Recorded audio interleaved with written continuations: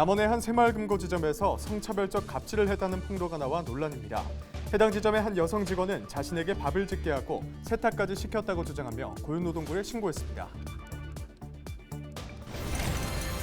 남원 지리산 일대에 대규모 축사 신축이 추진되고 있습니다. 주민들은 신축 예정지 인근에 문화재와 철쭉 군락지가 있다며 반발하고 있습니다. 지난 23일 김제시 금산면의 한 주택에서 불이 났습니다.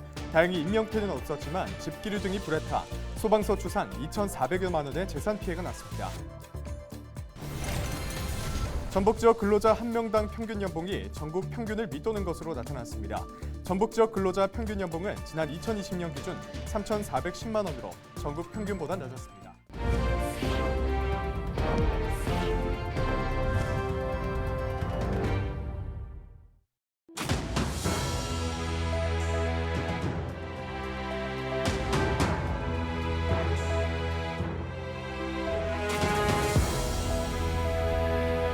여러분 안녕하십니까? 헬로티비 전북뉴스입니다.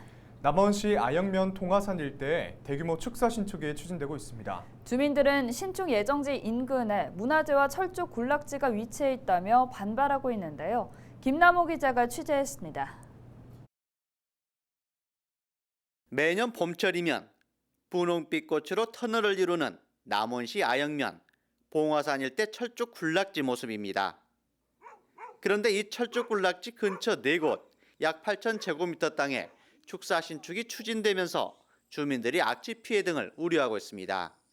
백두대간으로 인해서 사람이 많이 유동인구가 생기고 그래서 활력이 돌아가는 이런 지역에 축사가 생기면 그런 사람들이 얼굴 찡그리고 다시는 오지 않으리라고 저는 판단을 합니다.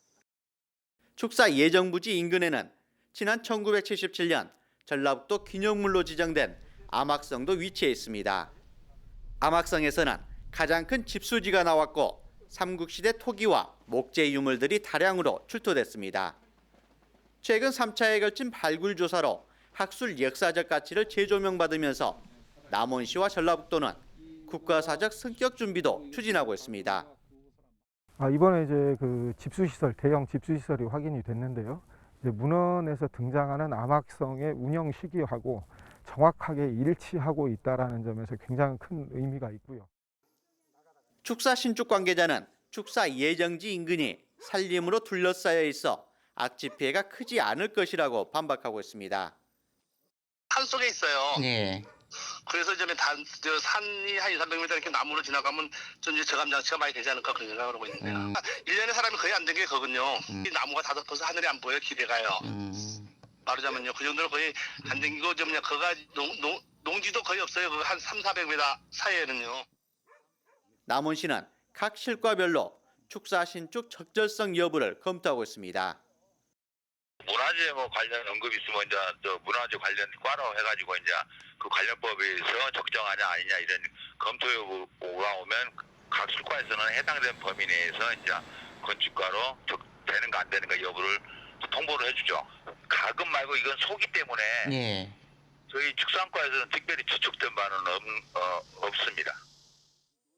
암악성이 국가지정 문화재가 될 경우 환경보전지역 범위가 늘어나 해당 지역은 신축이 불가능해집니다. 악취 피해를 우려하는 주민들은 국가사적 지정 심사가 끝날 때까지 축사 신축 허가 절차를 중단해 줄 것을 요구하고 있습니다. 헬로티비 뉴스 김나옵니다. 남원의 한 새마을금고 지점에서 여직원에게 밥을 짓게 하고 세탁까지 시키는 등 이른바 직장 내 갑질을 했다는 폭로가 나와 논란입니다. 노동인권단체 직장갑질 119와 한 매체에 따르면 해당 지점의 여성 직원 A씨는 밥 준비를 항상 여직원들이 해왔고 화장실 수건을 집에서 세탁해 오라는 지시까지 받았다고 주장했습니다. A씨는 밥이 왜 이렇게 질게 됐냐, 또 냉장고 관리를 하지 않았다는 이유로 핀잔을 주는 지점장 등의 녹취를 공개하기도 했습니다. 해당 새마을금고 이사장은 주위 상사들이 설거지하고 밥도 더 많이 짓고 찌개도 끓였는데 우리가 본인한테 얼만큼 잘해주는지 그런 이야기는 안 하던가요? 라며 취재진에게 반문했습니다. A씨는 업무와 무관한 지시가 2년여 동안 이어지자 최근 국민신문고에 진정서를 냈고 고용노동부에 신고했습니다. 전북 지역 근로자 한 명당 평균 연봉이 전국 평균을 밑도는 것으로 나타났습니다. 국세통계연보에 따르면 전북 지역 근로자 평균 연봉은 지난 2020년 기준 3,410만 원으로 전국 평균 3,830만 원보다 낮은 것으로 집계됐습니다. 도내 시군구별 평균 연봉은 전주가 가장 높았고 김제와 부안은 전국에서도 가장 낮은 수준인 것으로 나타났습니다. 지난 23일 오후 1시 50분쯤 김제 금산면의 한 주택에서 불이 났습니다. 다행히 인명피해는 없었으며 집기류 등이 불에 타 소방서 추산 2,400여만 원의 재산 피해가 났습니다. 경찰과 소방당국은 전기적 요인으로 불이 난 것으로 보고 정확한 화재 원인을 조사하고 있습니다. 정읍과 고창, 김제, 부안 지역 법정 경제단체인 전북 서남상공회의소 회관 신축 지원을 둘러싼 논란을 얼마 전까지 연속 보도해 드렸는데요. 정읍 지역 시민사회단체가 이와 관련해 감사원에 공익감사를 청구했습니다. 정읍 동학시정 감시단은 지난 17일 시민 500여 명의 서명을 받아 전북 서남상위 회관 신축 보조금 지원 선정의 위법성 여부를 가리기 위해 정식 감사를 요청했습니다. 감사 청구서엔 이른바 재원대체 방식으로 지원하기로 한 전북도 보조금에 대한 위법성 여부도 가려달라는 내용이 담겼습니다. 또 정읍시가 시 소유 땅을 현재 서남상위 부지 건물과 맞교환한 데 대해서도 위법성 특혜가 있었는지 확인해달라고 요구했습니다. 한편 감사원은 공익감사 청구를 접수한 뒤 한 달 이내에 감사 실시 여부를 결정하게 되며 감사 요건을 갖추지 못했거나 이유가 없다고 인정할 경우에는 각하 또는 기각 결정을 내리게 됩니다. 고창의 한 지역 농협에서 직원이 70대 노인의 예금 수억 원을 빼돌린 사실이 드러나 자체 감사에 나섰습니다. 농협 전북본부는 지난 2015년부터 최근까지 고창의 한 지역 농협 직원이 평소 알고 지내던 70대 노인의 통장에서 예금과 적금 등 3억 원가량을 자신의 통장으로 여러 차례 인출한 사실을 확인했습니다. 피해 노인의 가족이 이를 알아채고 항의하자 해당 직원은 돈을 모두 변제한 것으로 알려졌습니다. 이 사실을 확인한 농협은 감사에 착수했고 해당 직원을 경찰에 고발했습니다.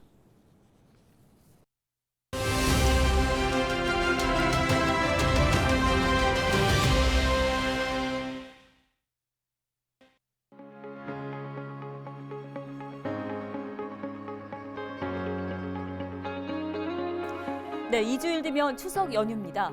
뛰는 물가에 장바구니는 점점 더 가벼워지면서 서민들의 삶이 팍팍해지고 있습니다. 차례상 차리기도 부담스러울 정도인데요.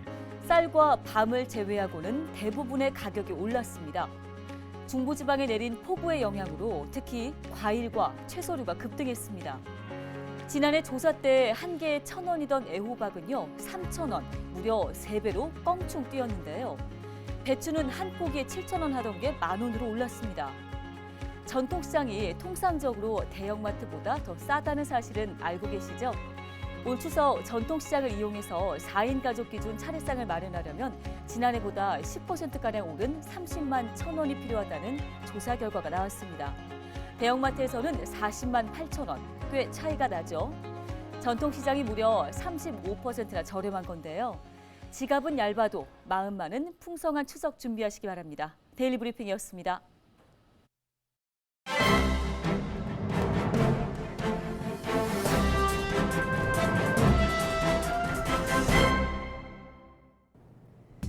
신문 브리핑 전북 도민일보 기사입니다.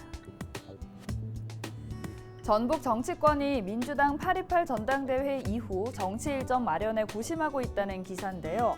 나흘 앞으로 다가온 민주당 전당대회에서 당대표 최고위원이 선출되면 곧바로 윤석열 정부 출범 후 첫 국회 국정감사가 진행될 예정입니다.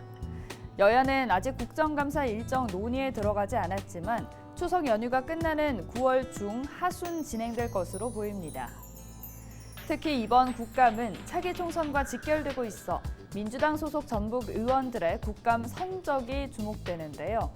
민주당 당원 당규는 국회의원 후보 공천 심사에서 현역의 경우 의정 활동을 평가하고 있습니다. 또 지난 6일 지방선거 때 민주당 후보 공천에 변수가 됐던 하위 20% 결정도 국감 성적과 지역구 여론에 따라 좌우될 수 있다는 것이 정치권 내 중론입니다. 전북 지역 민주당 시군 단체장 후보 경선에서 하위 20% 대상자가 경선에서 승리했지만 감점으로 공천에서 탈락한 바 있는데요.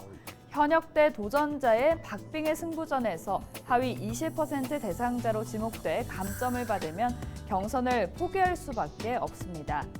국정감사 성적표와 여론조사를 토대로 한 현역평가는 수치화할 수 있는 정량평가라는 점에서 민주당 입장에서는 매력적인 공천심사 방식이 될 수 있습니다. 지금까지 신문브리핑이었습니다.